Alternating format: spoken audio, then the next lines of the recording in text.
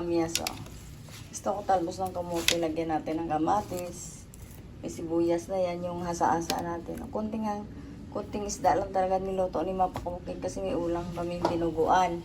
Ano ko lang, parang gusto ko ng isda. O, ayan, mag-i-slice na si Mapakuking. Pakuking ng sibuyas natin. Sama-sama ko na dito sa aking kamyas. Nagpakulo na rin ako ng water. Mamaya lagyan ni Mapakuking ng ng patis. Sama-sama ko na.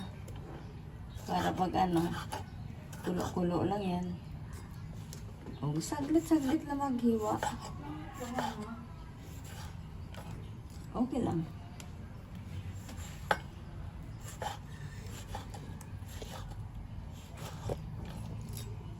Tapos kunting luya. Gusto ko pangat. Talbos ang kamote naman. Nalagay ni Mapakuking. Ganyan lang mag-slice. Malalaki. Tapos yung kamyas natin. Pero konti lang isda ko ilalagay eh. Parang gusto ko lang kumain ng isda. Dinuguan yung ulam namin. Okay, dinuguan po sa... May dinuguan dyan, di ba? Nilagay sa rep ni Papa mo. Initin ko na lang. Ay, nga pala dinuguan. Akala ko.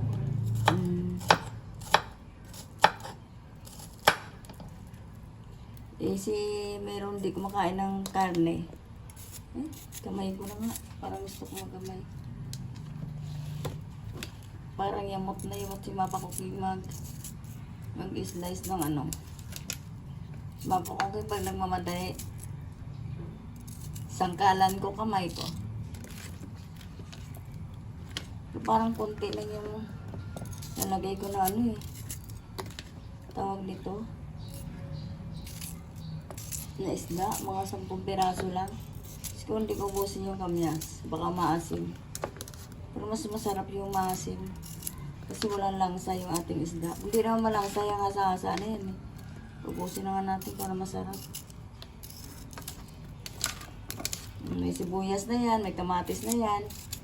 O, mamaya talbos ng kamote na ilalagay nyo. Kasi maglalaba pa ako ng damit namin. Let's go. Pagkatapos sa mineral, sa naman, pagluluto na naman. Oh, ayan na yung ating gulay. Oh, lalagay natin sa kawali ngayon. Oh, lalagay na ni Mapakuking yung ating kamyas at saka yung ating kamatis. Kunting sabaw lang talaga. Lagyan niya natin ng water para maluto na talaga. Siyempre hindi mawala yung patis ko. Ayan. Wala na sukat-sukat yung patis ni Mapakuking. Antayin niyo lang talaga yan ng malusa. Tsaka natin lalagyan ng isda. O, balikan natin. O, pwede na natin tanggalin yung takip. Mukhang lusakin na natin. Para malagay na yung isda. Nalilusak na rin. Lusak naman talaga eh. Sige, akit ako sandali. Lalagay ko lang isda Bumaba ka na lang kaya. Ako na lang dyan.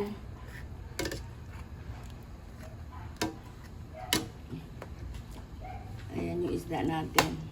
Okay na yan. Nalusak naman na yan. Lalagay ko isda.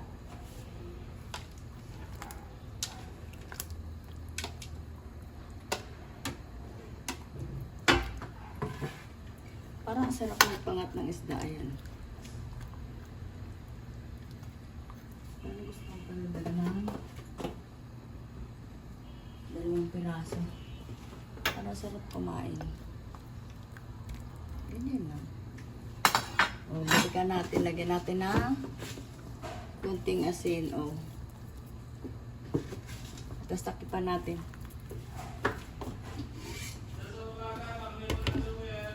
Okay. Okay na yung ating pangat. Tignan na lang ni Mapakuking ko yung pangat natin ng isda. Balikan natin. Okay na yung ating pangat. Nilagay ko na yung talbos ng kamote.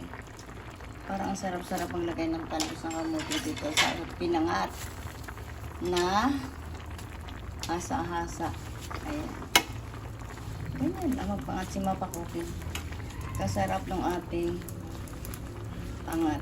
Takipan ko lang para madali maluto. Kunting sabaw lang talaga. Para talagang yung lasa ng isda.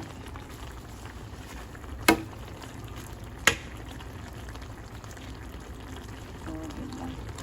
Sabaw natin ng isda. Ang sarap. Hindi pa nga kinakain yung mapakoking. Masarap na.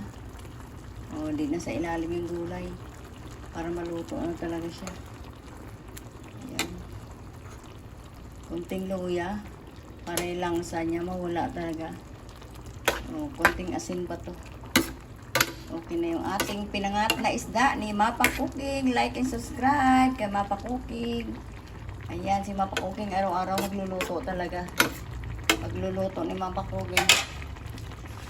Talagang masarap yung asin natin. Lagyan natin ng konti. Parang matabang pa.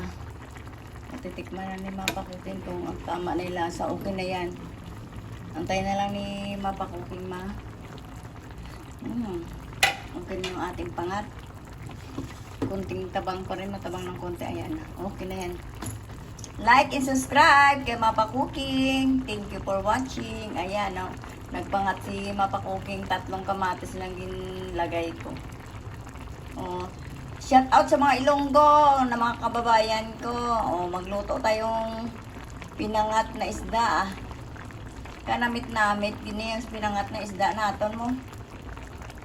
Ayan yung pangat natin. Okay na yan. Ito na yung ating pangat na isda. Oh. Puro yung dinuguan natin. May dinuguan ako. Ang sarap-sarap ni Mapa Cooking dinuguan. Oh. Dahan-dahan talaga yung apoy. Like and subscribe kay Mapa Cooking. Ayan yung dinuguan natin. 2 ulam si Mapa Cooking. Oh, pangat at saka isda. Okay na yan. Like and subscribe. Thank you for watching.